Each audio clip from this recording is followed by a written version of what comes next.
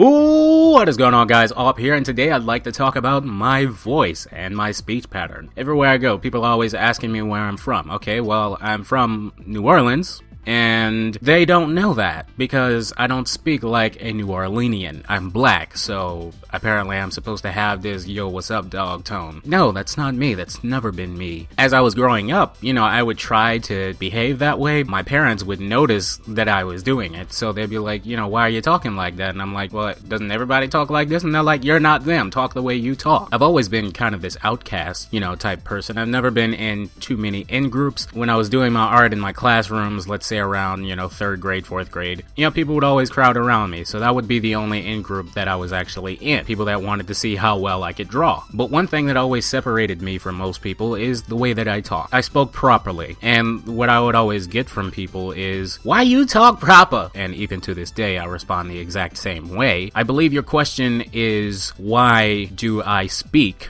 properly? It's kind of the asshole thing to say, but at the same time, what I'm saying is actually very valid. So if you were to ask me, what neighborhood am I from, I'd say I'm from basically the ghetto. I mean, I grew up in an old person neighborhood. It was basically the ghetto, but not really. It was actually pretty safe because most of the inhabitants were older black people. Old ass black people ain't gonna get off their couch, go outside and start some shit. It was a pretty nice way to grow up. In fact, I live next to a graveyard, so that was the other thing. And it's ironic now that I think about it, that I live near old people, and when the old people died, there was another grave in the graveyard.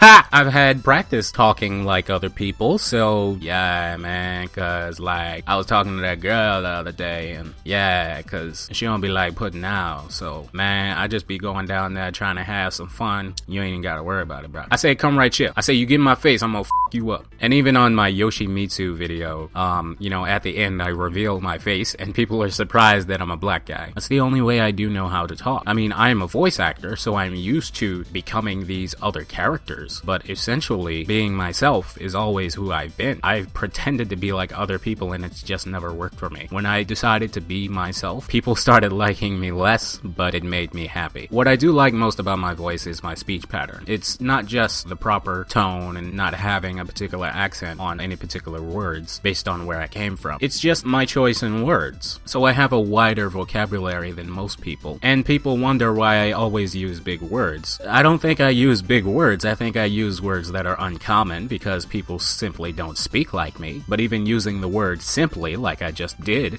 is considered, and considered is also one of those words they consider big. They consider it a big word. They're just words. They're in the dictionary. If you just practice not saying yeah dog all the time, you'd probably learn something other than just being a stereotypical black person. People get insulted when I speak unto them. They think that I think that I'm better than they are. So sometimes I get a look. Other times I force them to respect me. That's when I like it the most, because when they see me stand up straight and they hear me speak in the way that I do, and very respectfully. I've seen people respond to me in such a way that they didn't know what to do. I've seen people back off and kind of turn away for a little bit and avert their eyes, only just to answer my question. I scare people sometimes, because what came out of my mouth was not what they were expecting. There's this old ass lady one time, they said, "Oh my lord, y'all children these days speak with them big ass words. Lord Jesus, I don't know what I'm gonna do with y'all. I can't even understand you." And sometimes it's called talking white.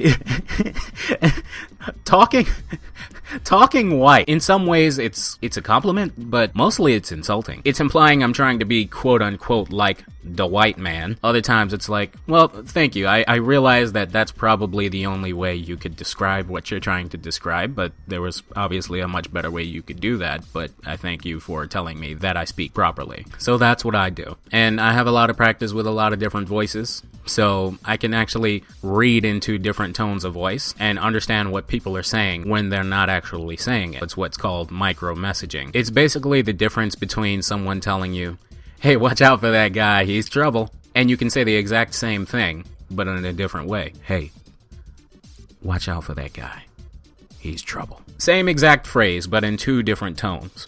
You can understand what I mean by that just by listening to the tones in my voice. And they get even smaller and smaller and more subtle. So I can pick up on those things, and I can react to people as such and respond to them in the best way that I think they need to be responded to. And it helps me deliver lines with the characters that I play more effectively, because even though you don't know that the micro messages are there, they help convince you that this character is actually feeling this way based on the tone. I realize I'm not like most people, but what I really like to do is I like to get people's attention. And when you can speak properly, and you can stand up straight, and you can say what you have to say in a very clear and understanding tone, people will listen because you demand respect. If you're not talking to somebody like, y'all man, cause like I was over at the place and the lady was doing the thing and she was saying the stuff and like, yeah. When you can avoid all that, people respect you a lot more. Infinity War, da-da-da, is gonna make Call of Duty 4, but better. And they're gonna make it again, and it's going to be so much better than the last game. It was. It was everything I wanted it to be. Now, given I wanted the game to be a 10, when it actually came to me, it was more like an